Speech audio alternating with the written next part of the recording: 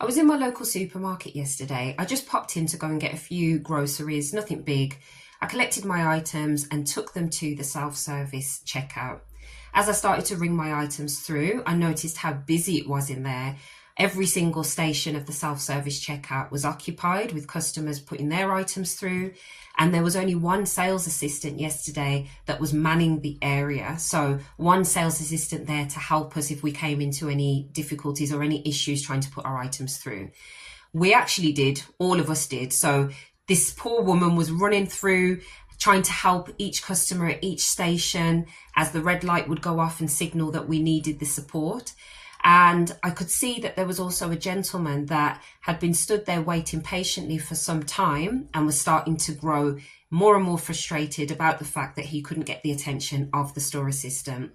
So what he decided to do was just call out to try and get her attention. And this store assistant, because she was overwhelmed, turned around, snapped at the gentleman and told him to just wait. Now, this was really frustrating for him, but really uncomfortable for us. I say us as in myself and the other customers that were there at the time. And it got me thinking afterwards about communication. It got me thinking about customer service and how having good communication can improve or lead to good customer service, but also the importance of good communication for all of us, whether it's in work or in our personal lives. So I wanted to share with you a short video that I've put together to give you some of my most recommended hints and tips on improving your communication skills for 2026. Before we move on to the recommendations, I just want to take a moment to acknowledge the value of good communication and what that brings to us as individuals. I think a lot of the time when we think about the definition of communication, we're thinking mostly about a verbal exchange or what we speak. And especially in conversations, we're thinking about the words that are exchanged in those moments, when really communication is so much more than that. Communication, yes, considers the words that we speak, but also thinks about or shows us that tone and body language are just as important. And what those three things combined say about us is what we are communicating. So it's really, really useful to kind of bear those things in mind. Good communication and being able to master good communication is critical for building relationships and also helping with self-esteem and confidence. So there's some really great advantages that can be had from using communication in the right way. So without further ado, here are my 5 tips to help you on your way to improving your communication in 2026. Number 1 on the list is non-verbal communication. Now, as I mentioned, this is a huge part and plays a huge role in communication. And it's all about your body language. So it will be quite often the very first thing that is communicated to others about you. And that will be before you even enter into any verbal communication. Your body language can be positive or negative.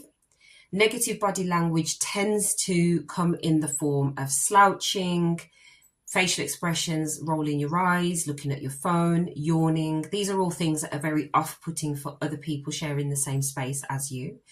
What you want to do is make sure that you are smiling, always sitting in an upright position, trying to engage by showing eye contact, but healthy eye contact, nothing that's too much. Trying to stay off your phone and just nodding and showing some non-verbal cues to support the individual that may be speaking with you, or to acknowledge or provide feedback for the individual that you're in conversation with. So at number 2, we have active listening. Now, active listening is a skill that we could all brush up on. Active listening really gets us to think about how we're going to respond based on taking in all the information. So essentially, it's about giving yourself the time to listen, to absorb the information that's being discussed and understand it thoroughly and in detail before you interject with your opinions or whatever contributions it is that you would like to have to that conversation. Active listening, if we do it right, makes the person that is talking feel valued and heard. Point 3 is verbal communication. Now, this is all about how we speak confidently. This is following our active listening skills. So we have listened and we've understood when there is an opportunity for us to contribute. And this is the moment where we now need to start thinking about how we do that confidently. So some of the things that you can do, and these are quick things that you can do, are to, first of all, make sure that you are speaking clearly. Make sure that you are enunciating or pronouncing the words. Make sure that you are projecting your voice. So speak from your chest and project your voice really well. Make sure that you are not rushing through the things that you want to say. So try and think about the pace. Make sure to breathe and try and think about the pace. You don't want anything too quick, or you don't want to be speaking too quickly, because that can show that you're anxious. And then you also don't want to drag your words and be talking too slowly, because that can show that you're hesitant. And neither of those things equal confidence. One of the other things that you want to do is try and get comfortable with silence. Try and get comfortable with taking pauses, because what this does is it allows you a little bit of time to think, and also allows you to emphasize the point that you're making. So those are really important tips there, just within verbal communication itself. So point 4 is about virtual presence, and it's about how we show good virtual presence intentionally. So this is looking at how professional we look on camera and how confident we come across. Obviously, it's no secret now that everybody has been using virtual platforms to conduct meetings and engage with people across different parts of the organization for which they work, different partners, different people from different sectors. Many of us have an arrangement where we work from home, or we work partly at home, partly in the office, or we work in an agile fashion, which means that we're kind of working from different locations. And even if we are office based, like I mentioned, we're connecting with colleagues from different parts of the organization, from different sectors and so forth. So it's really important that we are considering and remembering that we have a responsibility to show up professionally, to show up in exactly the same fashion that we would do should we, or if we were meeting with those individuals in person.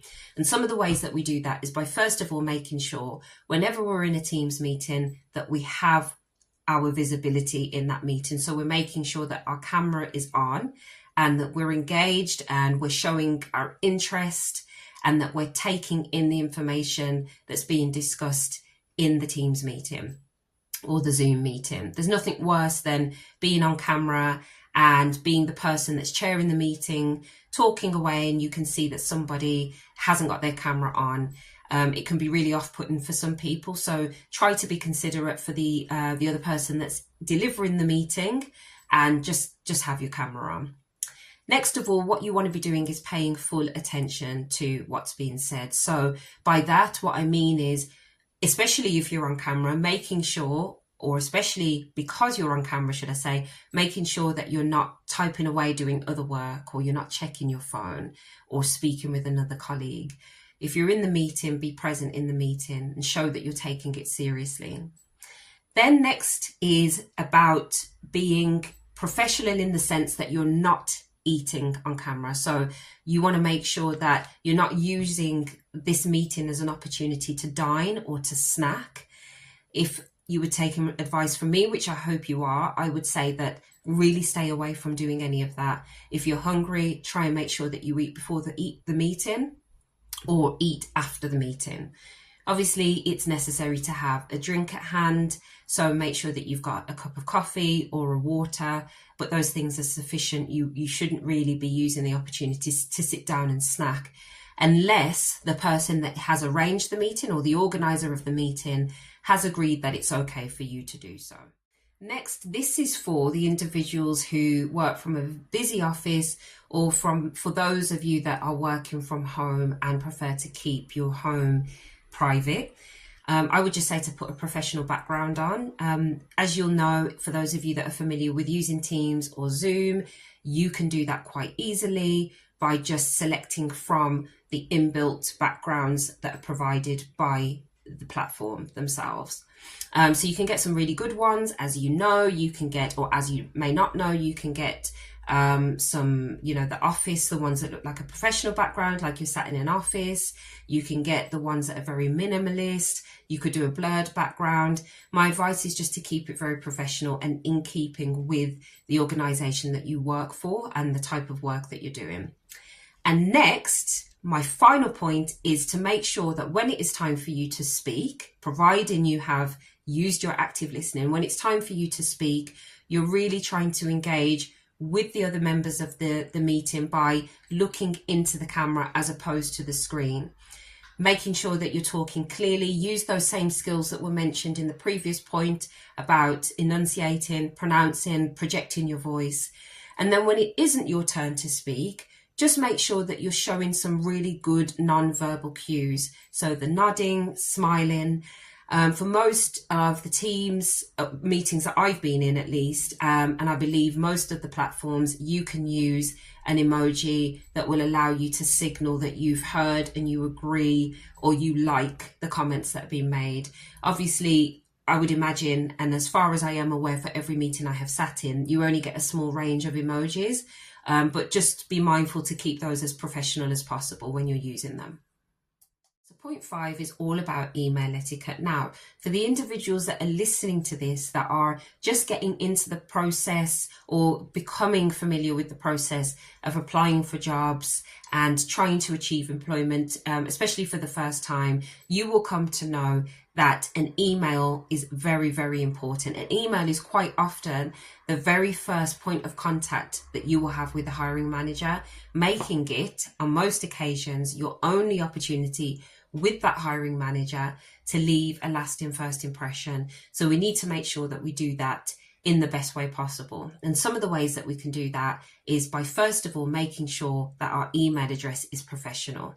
We don't want anything that reads cherry bum or cherry underscore bum 95 or anything like that. We just want it to be straightforward, clean and professional. So a first name and a surname is sufficient. That's it. That's all you need.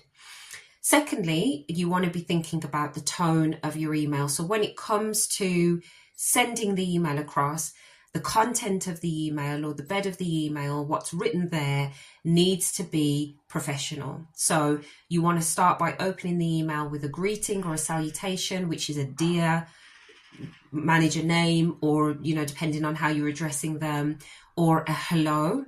I would stay away, if possible, from using things like hi and definitely hey.